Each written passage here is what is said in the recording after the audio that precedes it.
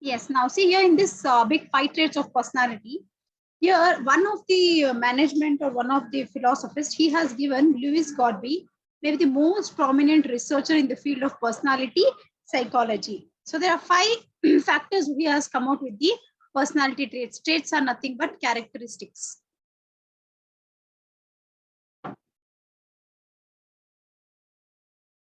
Okay, now the first one is openness. Now, what do you mean by this openness here in terms of personality? Now, you tell me, in terms of personality, what do you understand by the term oneness? Openness, sorry, openness. Openness means the person who is not introvert. Yeah, exactly. Then, yes, the person who is not, very open to talk, or, he's not explore, he won't allow himself to explore new things. He keeps himself very limited, right? Yes. Yeah, people who like to learn new things, enjoy new experiences, use high score in openness. See, sometimes they think to be very open. For example, you assume that to join the new organization newly. A first day itself, how you'll be feeling a bit odd, right? So you will take time to get adjusted, and you take time to get yourself adjusted with the environment. Yes. So openness, like like a trait being insightful and imaginative and a wide variety of opportunities. And next is consciousness. Yes, people should have high degree of this trait because they should be, very organized, very methodology, very tactical, very processing, very thoroughly. They have to take the things into consideration. And extrovert. What do you mean by extrovert? The people who interact with others easily. Extroverts, okay, who interact, who get their energy from themselves. Extroversion, which traits like talkative, very assertive, get involved themselves with the others. And next is agreeableness. So these individuals are friendly, cooperative, and compassionate. So people with low agreeableness may be more distant. Traits include being kind, affectionate, and sympathetic. So sympathy, they agree with the people of other things, and they'll be very kind and affectionate. And neurocriticism. In neurocriticism, sometimes it's called as emotional stability. Many people are very emotional. They're very, the dimensions of one emotional stability is nothing but degree of negative. Few will be positive, few will be negative, right? I don't know which kind of personality the people will be possessing when I first enter into organization. So sometimes they'll be very moody, sometimes they'll be very cooperative, sometimes they'll be tensed and make others also very tensed. And next you have learning. Next topic is learning. See, learning is not something very, learning is something, very permanent in behavior. Okay, for example, you are learning something. So you are already knowledgeable and skillful, but still now you are exploring yourself to new things and you're gaining the knowledge out of it. That is nothing but learning. So learning is sometimes a complex behavior because it differs from you to me. My way of adapting things is different from that of yourself, right? Yes. Yeah, so complex behavior is a learned behavior. If you want to predict and explain behavior, we should always must understand how people learn. Learning involves change in behavior. See, learning is nothing but change in behavior. Keep this in mind. Key concept. So learning is something you're exploring new things. You're getting some kind of experience. You're gaining some kind of experience. Now, the very important part here will be studying about the theories of learning. Have you heard about this theory in your studies? Yes. Ringing bell, dog, exactly. That's classical conditioning. Is the first theory given by Ivan Pavlov. He's a psychologist and a Nobel Prize winner. He has come out with his theory of classical conditioning theory. He has, here he talks about stimulus. Yes. Okay. So then response. Okay, I think so. Hope so. You know about this theory. So I'll not much brief about this. Now I'll ask you to read this. Okay. So that means how a dog is responding towards, that means he's learning something. Yes. Yes. If I ring the bell, the dog will say that, okay, they have kept the meat. If the bell is not ringing, so he comes to know that there is a no meat. So when the bell rings, he has some kind of stimulus and response towards that. And he starts saliving. Okay, dog starts saliving when she sees the meat. So that means he's learning something. So Ivan Pavlov has come out with something where In this theory, he has explained briefly and thoroughly concept of this learning. Now, please study one by the concept here. Okay.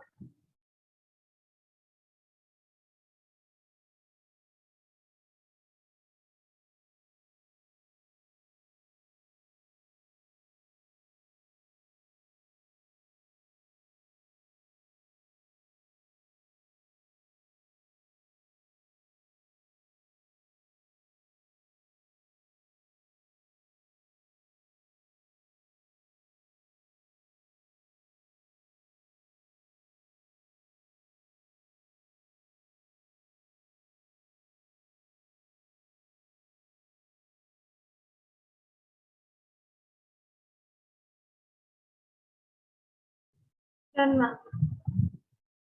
Yeah, so from here we have got to know that in this stage, if the bell is ringing, the dog has salvation. So the way how the ringing of the bell is been associated with the connection here. Now next you have operant conditioning. Next in that operant conditioning is what it deals with response and stimulus connection. That is R and S, response stimulus. So the concept was originated by B.F. Skinner. Okay, so he's one of the author. He has taken up this concept of operant conditioning. Now what is this operant conditioning? This classical conditioning concept is there, the dog and stimulus. He felt that there is something very difficult to understand the concept. Okay, he felt that more complex behavior could be explained by in this concept of classical conditioning. So what he did, he stated that most human behavior always operate in the environment. We are living in the environment based on some timing. For example, morning, the way how I behave, it is not necessary that evening also I behave in the same way.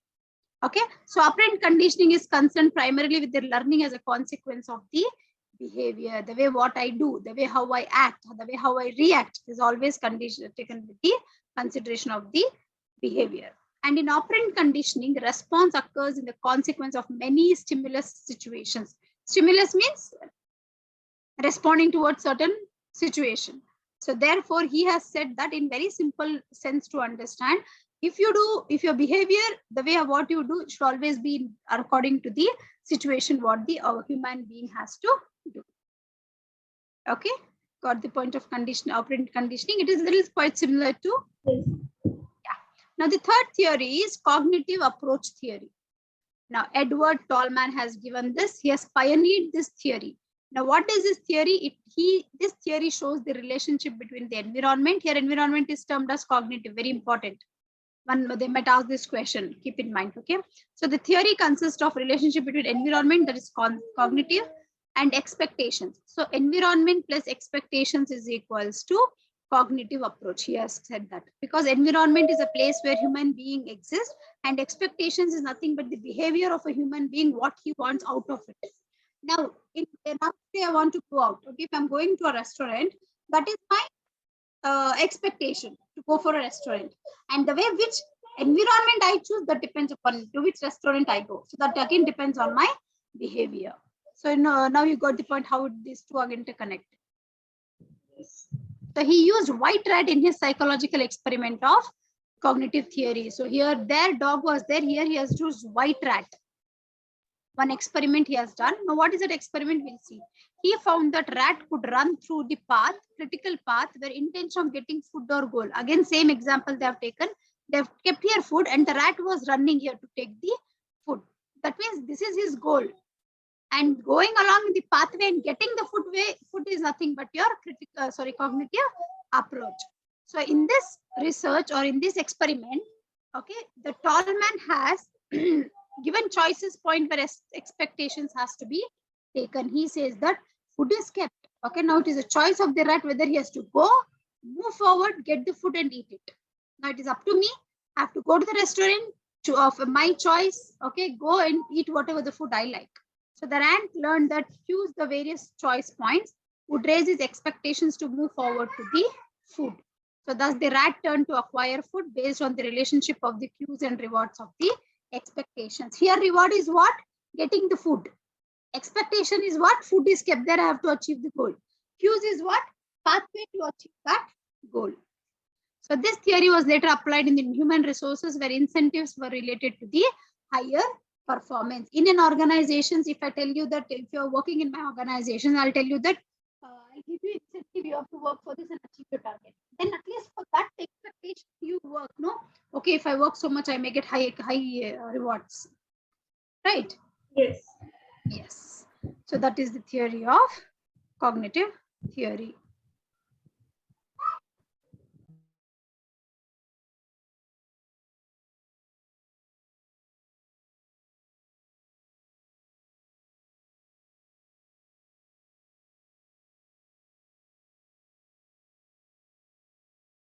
Okay, now the next theory is social learning. So now what is this social learning?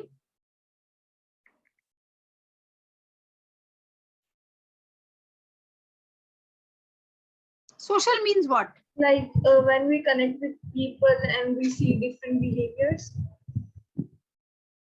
Yes. Now, in an organization, there are various people, right? There are various people who are working. Now, in a society, the way how you see and learn. Now, for example, if I'm working in the organization, sometimes direct observation and experiences, both are nothing but learning. You observe, you modify your behavior, you learn something, and you try to put yourself in that particular situation out of that particular what environment, right? So that is nothing but social behavior. So it is achieved that while interacting with other people, that means you are into a social group here. Here, why they have said social group? Because we are around the people. People come from different backgrounds and different culture. So alter and even construct a particular environment so that whatever the behavior people are into, all have to come into same. So individuals learn a great deal of watching attractive models and then copy their behavior and display the same. Sometimes we try to imitate somebody else and we try to pretend and behave like others in certain point. Yes. So these are some of the theories of that. Now, next concept you have here is reinforcement. You have three things here: positive, negative, punishment, and extension. What is reinforcement? Any idea?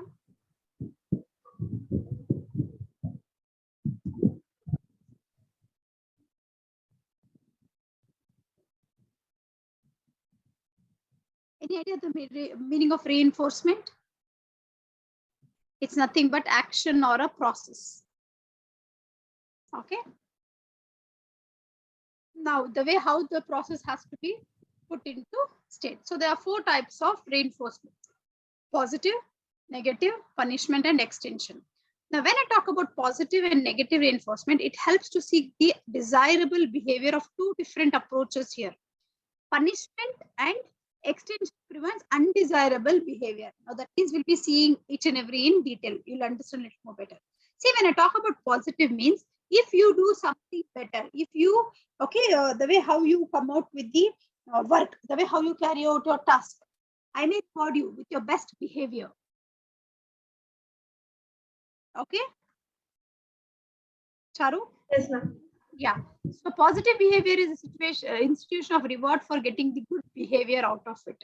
Okay. So the intensity of reward must be stimulated to behavior. Shram Shri Award is a reinforce or that's the name of an award of innovation in production. If whichever organization brings some kind of new techniques, this is the award given to the institutions. So it is instituted so that the individuals to work high standards. If I award you, okay, in my organization, how you feel motivated, you feel very happy, you try to give 100% to that particular organization, right? Yes. Next, positive reinforcement to be effective should follow the following perquisites. The reward should match the expected behavior graph need to spectrum of the awards. What is the behavior and what is the standard of that particular thing to get your awards? And rewards must be given on time. You do something, it's time to award you. So it's better that seeing your behavior, we have to award you that this year you do, next year I may not award you. It's not the way like that. And reinforcement must be applicable universally without any structural variations. There should be no up and down. It should be same. So disparity in reward is a counterproductive. There should be any kind of disparities when you're rewarding the people. And this is positive, where everything is very happy, good behavior, getting the people and giving them the good awards. And negative will be the totally opposite of it. Read it and tell me what have you understood from the negative. Yeah.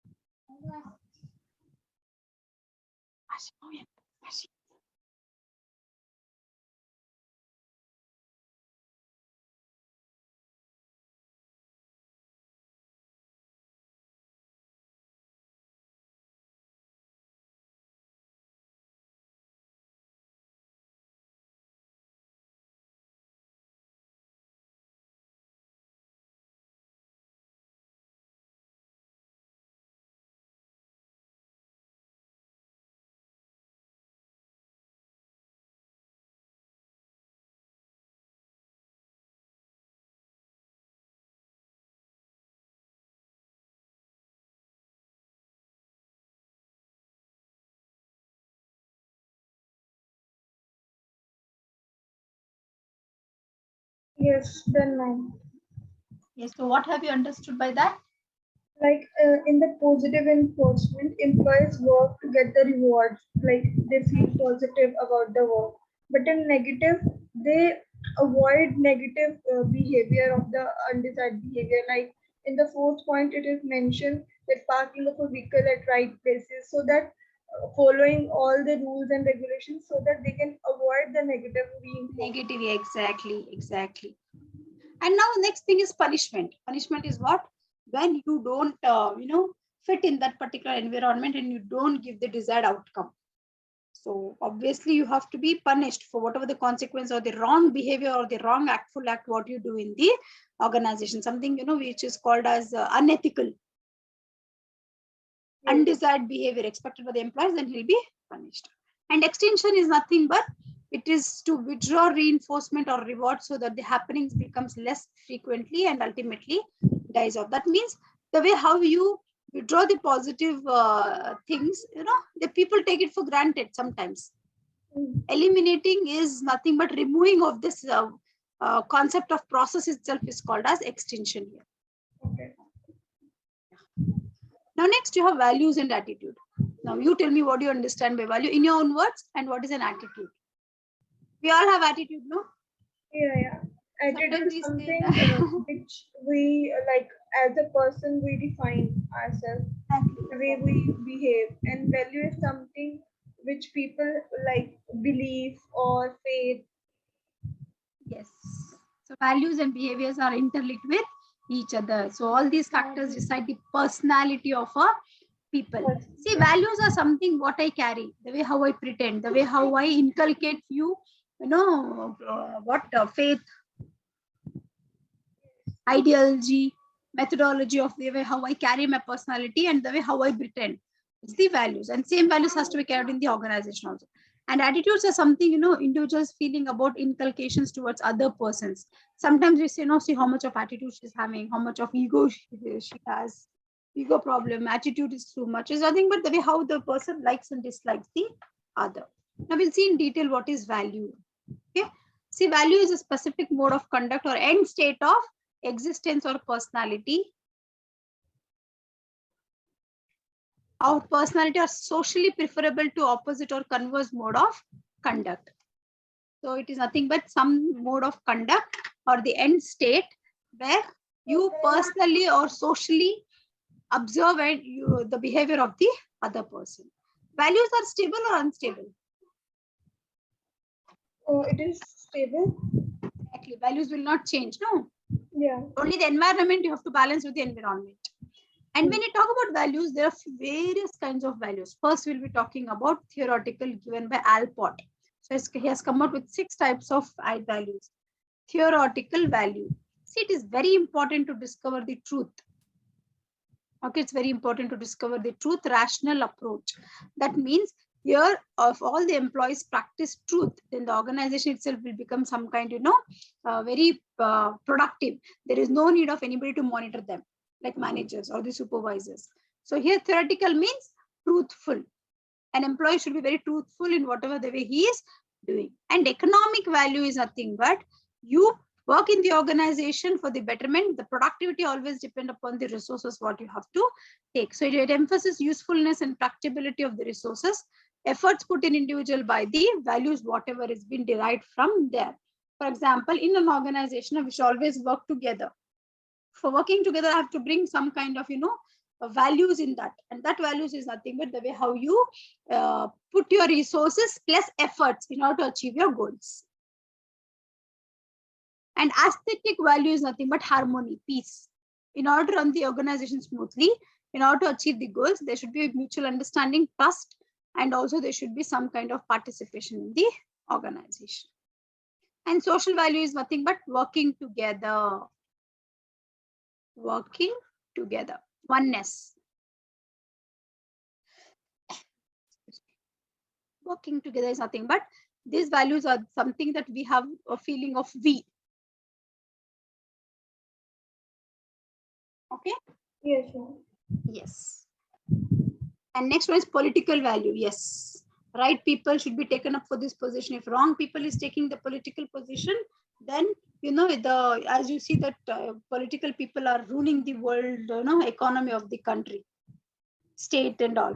Yes, so it's always to give the right people for the right positions in this, because even they should have some kind of values, because they are running the state and they are the people who influence the other people.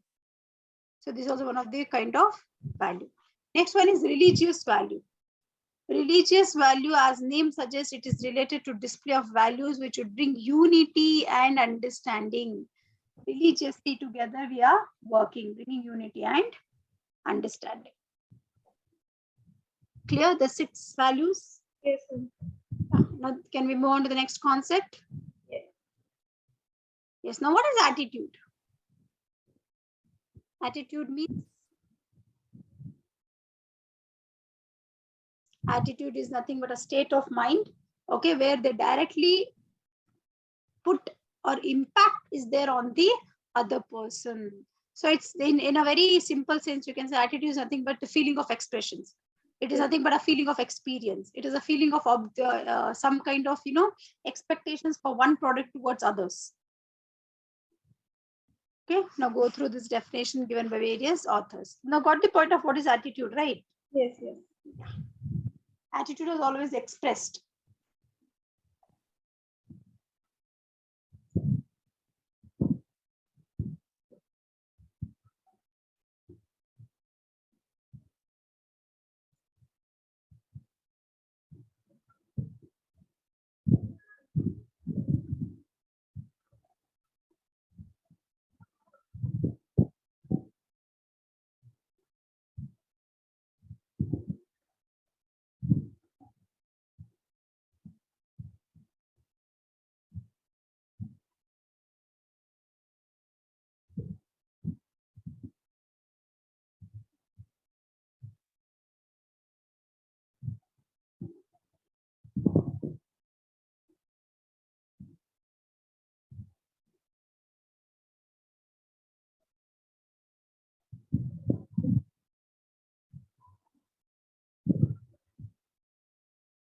Yes, ma'am. 1 minute, huh, Charwan? Okay.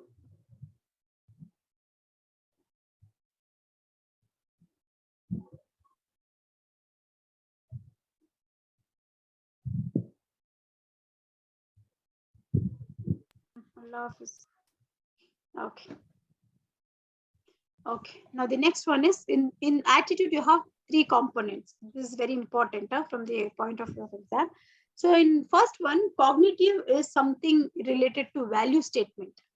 Okay, it consists of beliefs, ideas, values. Remember, cognitive is related to values, what I believe, the way how I have some kind of ideas about some kind of information or some kind of faith also, you can say, towards some object or event or situation. And affective is the way how I'm affected towards yourself. It may be in a very positive way, negative way, or sometimes I'm being very neutral. I think this way I've come across in our daily life with our family members. Mm. Person's feeling about another person.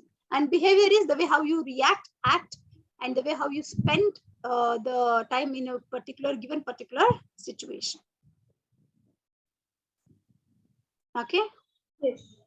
Yes. Now, next you have cognitive attitude and consistency. See, consistency is something the way how much in depth or the way how the human carry his behavior towards one object.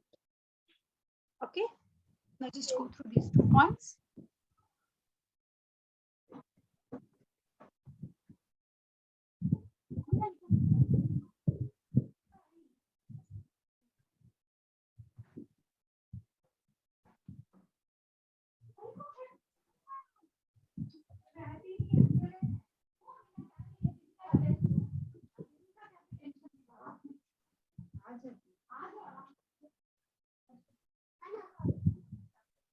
Yes, done, ma'am.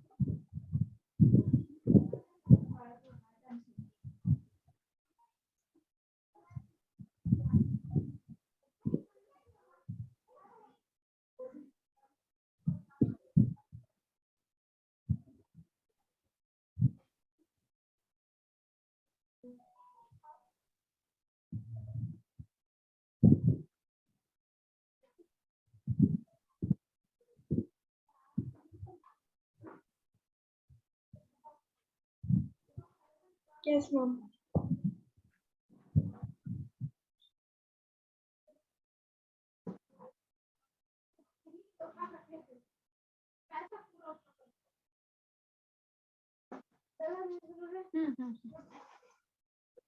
Sir, just give me 1 minute, huh?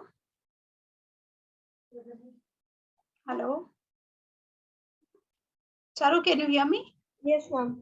Yeah, just give me some 5 minutes, huh? Okay.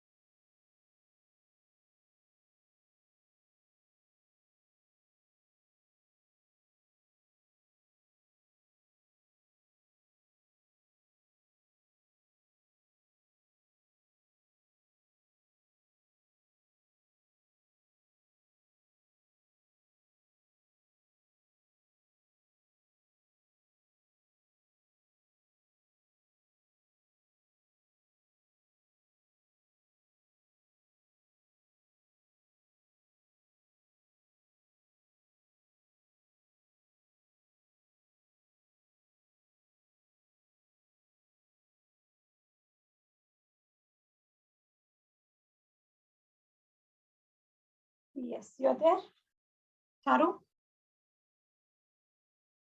Yes, ma'am. Yeah, yeah. Now, next you have cognitive and dissonance theory. The next theory in this is, see, Leon Finster proposed this cognitive and dissonance theory in the 1950s. So this theory seeks to explain link between the attitudes and behavior. So he has clubbed attitude plus behavior. So he observed that he did some research and he's observed that workers saying that working conditions in organizations are very poor. Does it mean that working conditions were implied to the workers who have high productivity? It means to everybody. If one worker says that, if 2 to 3 workers say that working conditions are not good, so it is in relation to the everybody who have this. So because there is inconsistency between the working conditions and the impact of how the people put their behavior towards this in relation to the productivity. And Fenstiger explains that dissonance is inconsistency and it refers to the incompatibility that individuals might perceive 2 or more attitudes and attitudes and their behavior. So he has given a clear viewpoint about how people act in the given situation and how they act in particular situations as well. And now he further argues that any kind of inconsistency is uncomfortable and individual attempts to reduce dissonance is something but discomfort. The way how individual puts himself in the kind of dissonance or in the situation of a discomfort.